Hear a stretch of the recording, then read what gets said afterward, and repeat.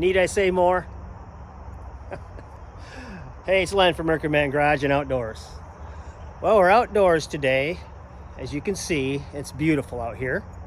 It's early morning, about 8 o'clock, and we have some haze in the air, so that's not so cool. And we can thank Canada for that one. And now, I don't think I want them as our 51st state anymore. But anyway, guys, we're gonna do some oak today. As you can see behind me, this was tree service wood that I got a few weeks ago, 2 separate deliveries of free white oak. Doesn't get any better than that.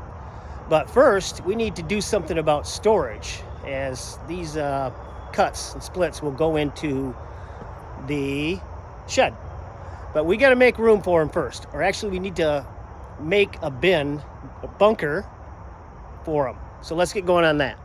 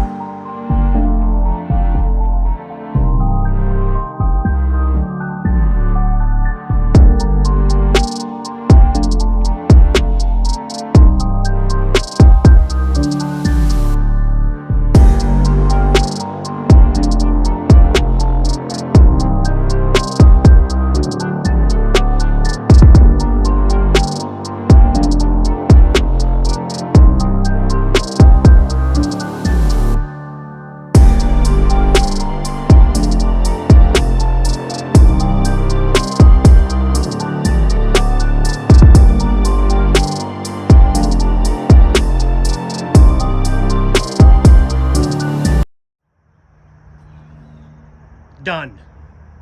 That took no time at all. But yeah, I had to make another bunker for the white oak, as it's green and it's going to take a while to dry. So I wanted to do another bunker. So we got that built.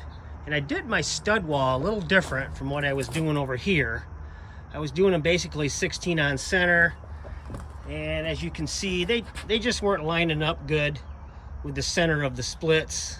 You know, I made it work, but a lot of these are a little longer than 16 inches, so it just kind of, the spacing's not good with the studs.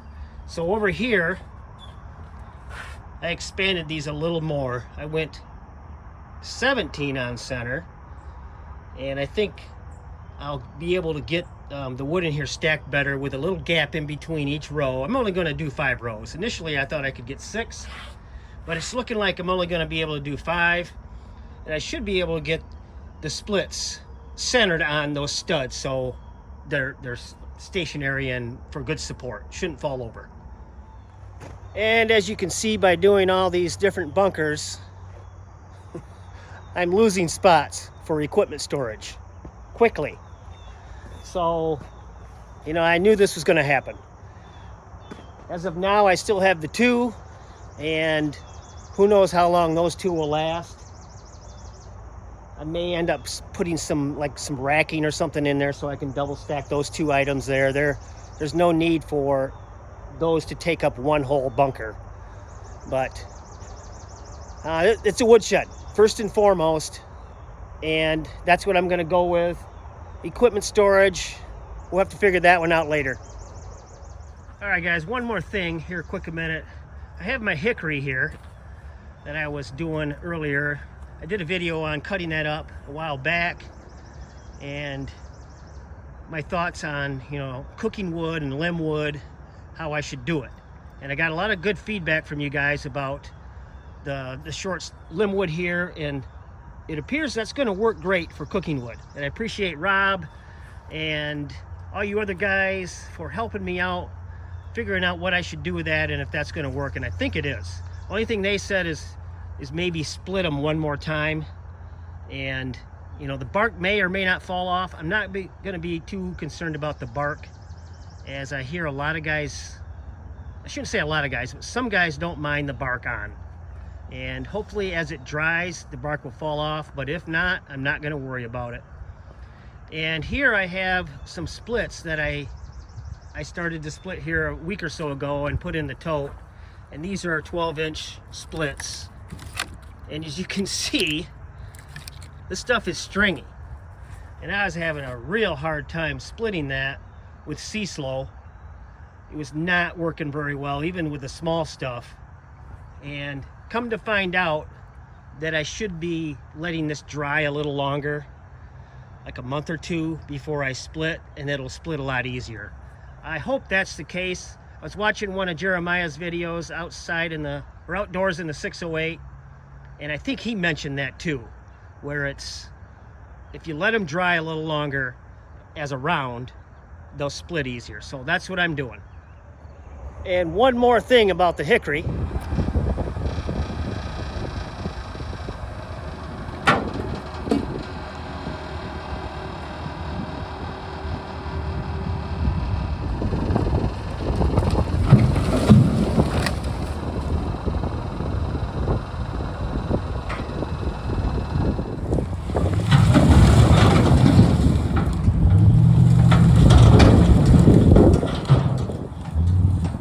Hickory, boys. Yeah. I got more. Look at this stuff. Free tree service hickory. Beautiful stuff. This is all one tree right here. And did I mention it was free? I can't get over that. Some big stuff, some small stuff. Unbelievable. So instead of building one more bunker over here and losing more equipment storage, if I have room, I'm just gonna combine the two, white oak and hickory, in this bunker right here. Hopefully I have room.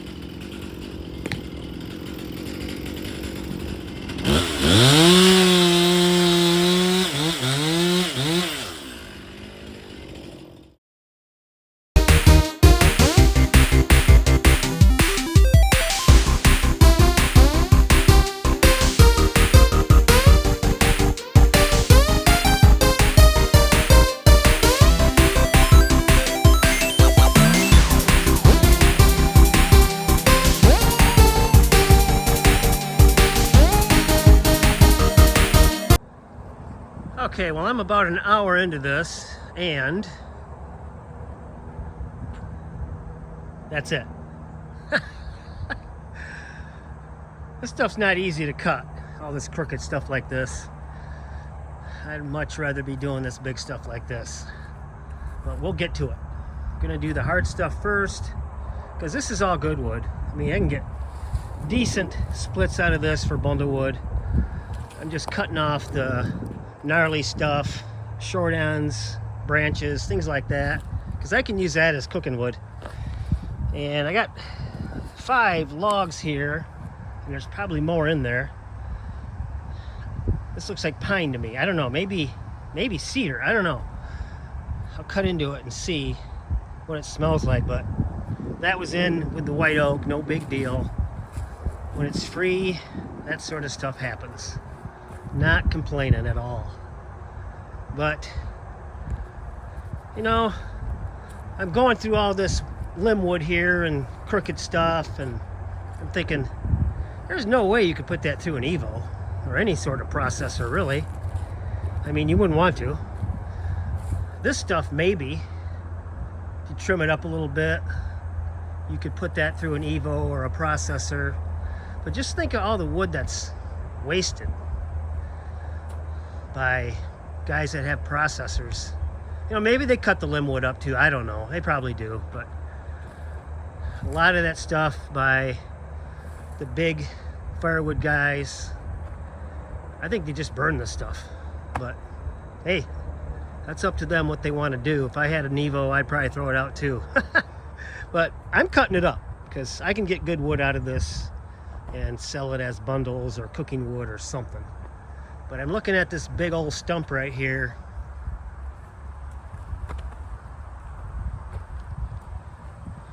This is where it'd be nice to have one of those front-mounted skid steer splitters. I don't know if it would work on the John Deere 2025R. I think I'm going to contact Andrew to see if that MS324 would work on my little 24 horse tractor. It's got the front remotes, so that's all set. I just want to know if one of those skid steer style splitters, front mounted, would work on that small tractor. But anyway, this is probably going to be a noodling project somewhere down the road, or I might just make a table out of it.